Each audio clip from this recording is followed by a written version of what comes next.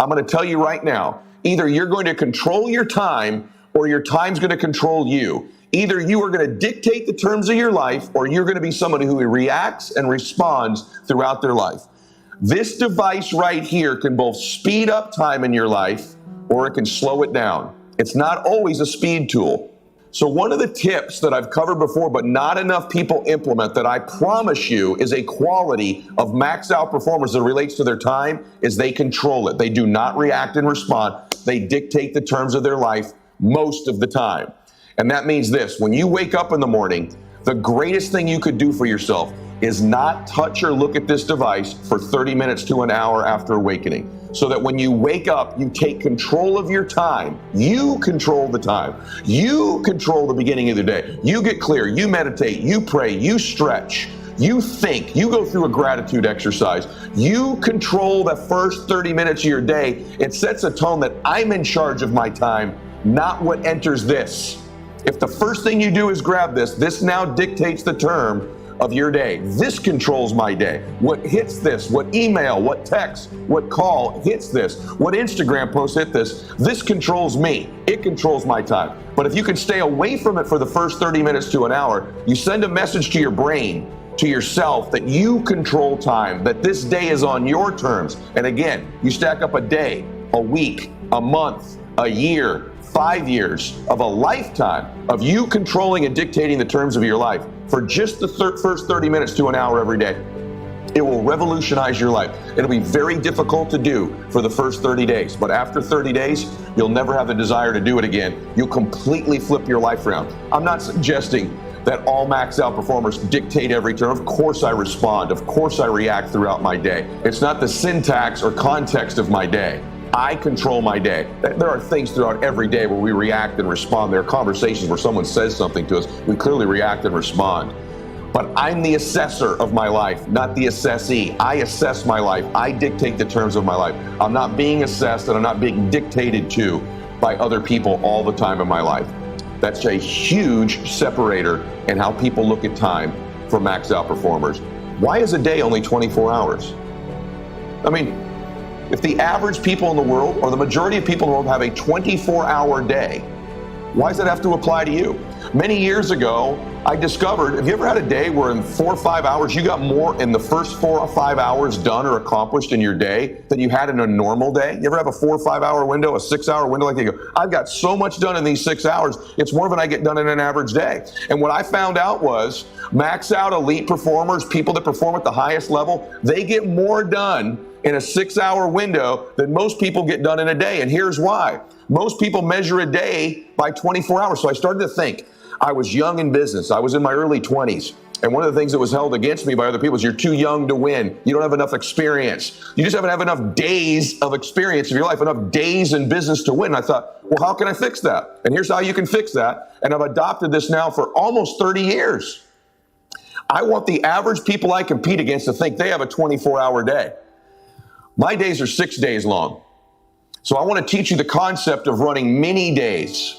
My first day is from 6 a.m. to noon every day. That's a full day for me. So I try to get done a full day's work from 6 a.m. to noon because I no longer have a 24-hour day in my life. I have a 6-hour day. And so a day to me is that measure of time.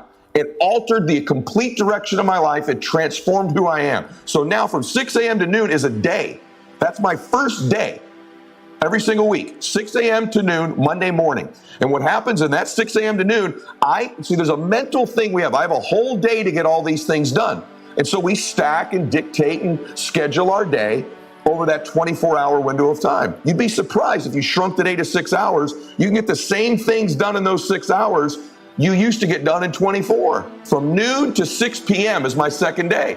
And in that second day, I fill it up with a full day's worth of fun, memories, meetings, phone calls, you name it, meetings with my relationships in my life. In that 6-hour day, I pack out another day. From noon to 6 p.m., I fill that day up. And my third day is 6 p.m. to midnight. And in that 6 p.m. to midnight, same thing. My relationships, my meetings, my phone calls, my emails, the work I do is a third day. And so what happened was when I was in my early 20s, I went from having 3 days in the same window of time when the average person had 1. and I started to accomplish triple what the average person was accomplishing. Now, once again, you stack up 3 days in 24 hours over a week, a month, a year. In just 1 year, I end up with over 1,000 days, and I'm competing against people who only have 365. Think about the mind-blowing difference could be in your life if you ran many days the rest of your life. I'm telling you right now that my days are 6 hours long. You'll be, the amount of work you can get done, the amount of compounding that'll take place in your life, it's gonna blow your mind. When you start looking at your schedule, day 1 is 6 a.m. to noon. Day 2 is noon to 6 p.m. Day 3 is 6 p.m. to midnight. Your whole existence is going to change. It'll be kind of fun in the beginning. You'll mess it up, but you stack up a week or two and you do that for a month. Imagine that in 1 month getting 90 days. Think about what would happen in your life if in a month you had 90 days and the rest of the world, the average in your life, imagine that for a second. The rest of the world only had 30.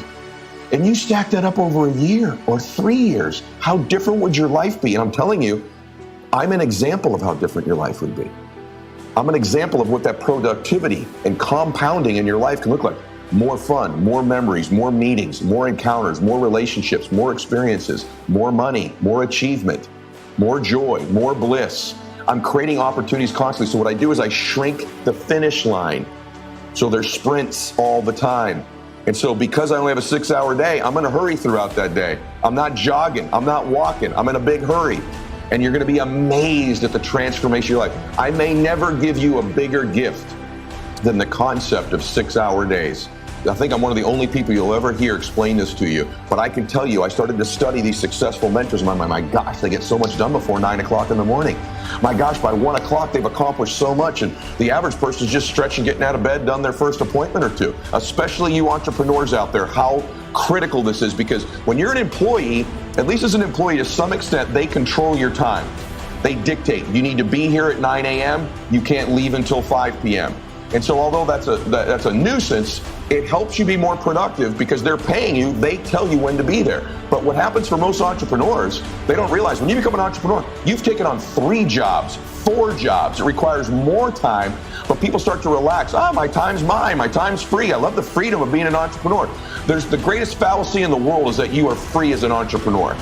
And as a matter of fact, you have more responsibility, more obligations, more accountability when you're an entrepreneur because there's no guaranteed money coming in. The biggest mistake, the biggest misnomer, the worst thinking you could have as an entrepreneur is that somehow you're free because you don't have a job. Just because you call yourself an entrepreneur, if you are one, doesn't make you free. In fact, it makes you less free.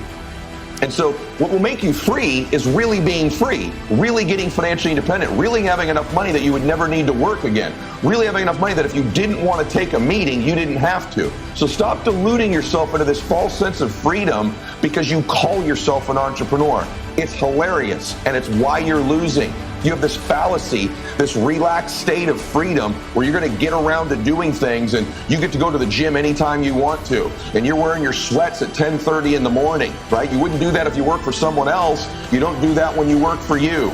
And so the greatest thing I can give you is the gift of many days.